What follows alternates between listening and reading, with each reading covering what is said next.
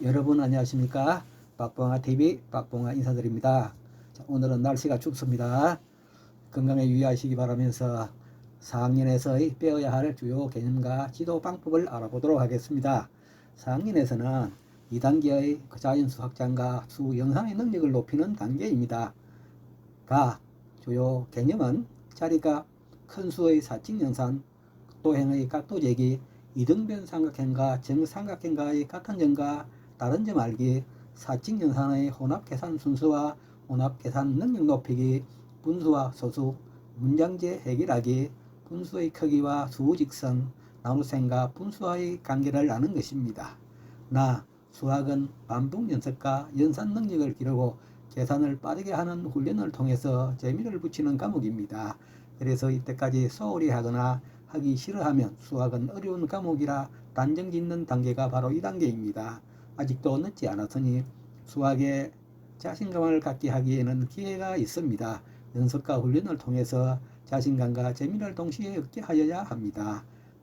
수의 확장에 관심을 갖게 되는 시기입니다. 즉 일시, 백, 천만, 십만, 백만, 천만, 억, 조, 경, 해, 자, 양구, 간, 정제, 체, 극, 항하사, 아리사, 나유타, 불가사의 문항대수를 알고 싶어 합니다. 이때는 많은 양을 공부하는 시기이다 보니 모두 다 공부하기란 어렵습니다. 그래서 핵심이 되는 것만 잘 알고 이해하고 풀이하고 연습하는 것이 중요합니다. 시간이 남으면 더 많은 문제를 풀이하여 보는 것은 무방합니다. 수를 읽을 때에는 4자릿씩 끊어서 읽는다는 것을 가르쳐야 합니다. 수학은 논리가 아니라 수의 감각을 알고 이해하는 것이 중요합니다. 그래서 가장 핵심적인 것이 교과서와 익힘책입니다. 교과서에서 핵심 내용과 개념을 익히고 익힘책에서 기능을 연습하면 됩니다. 반복 연습을 통해서 수학의 연산 능력을 높이는 것이 아주 중요합니다. 나눗셈을 계산하기 어려워하는 자녀가 있다면 이전에 공부하였던 내용을 복습하여야 합니다.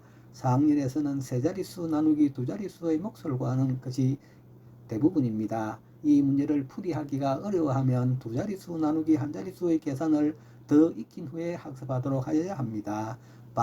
자녀들이 가장 두려워하는 것이 문장제 문제입니다. 뜻셈식을 세우면 문장을 이해해야 하는데 모두라는 말이 가장 많이 쓰입니다. 모두가 있으면 같은 셈이라고 알도록 하고 얼마가 크냐 얼마가 작으냐라는 내용이 있으면 뺄셈이라고 이해하도록 하여야 합니다.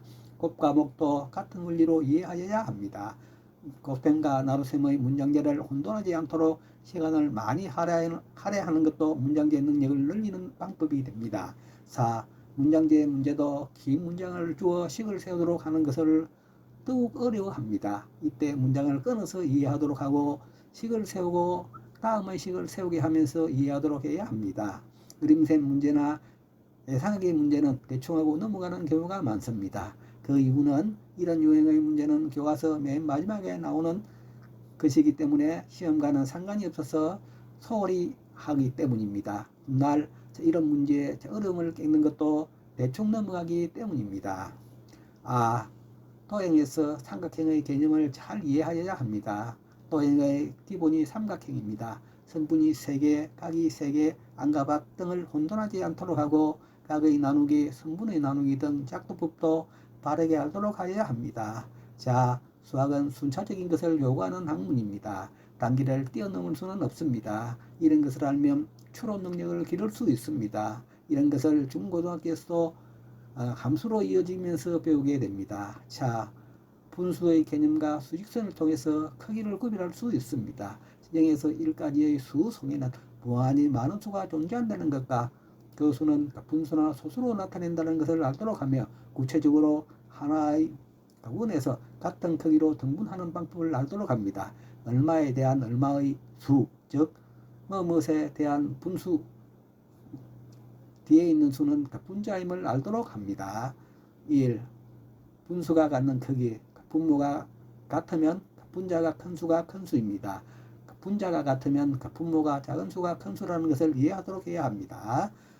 둘째, 비교하는 두 분수, 단위 분수는 분모가 작을수록 큰 수라고 구체적인 방법으로 알도록 시킵니다. 셋째, 배분, 분자와 분모의 0이 아닌 같은 수로 곱하거나 나누어도 크기가 같다는 것을 인식하도록 합니다. 넷째, 분수의 가감산.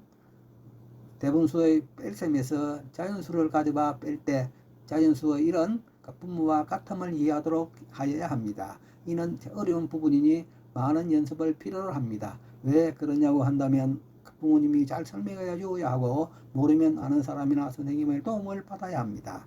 이때까지 공부한 내용이 도움이 되셨다면 좋아요, 구독 부탁해요. 다음 시간에는 5학년에서의 주요 개념과 지도 방법을 공부하도록 하겠습니다. 이상 박봉아TV 박봉아였습니다. 대단히 감사합니다.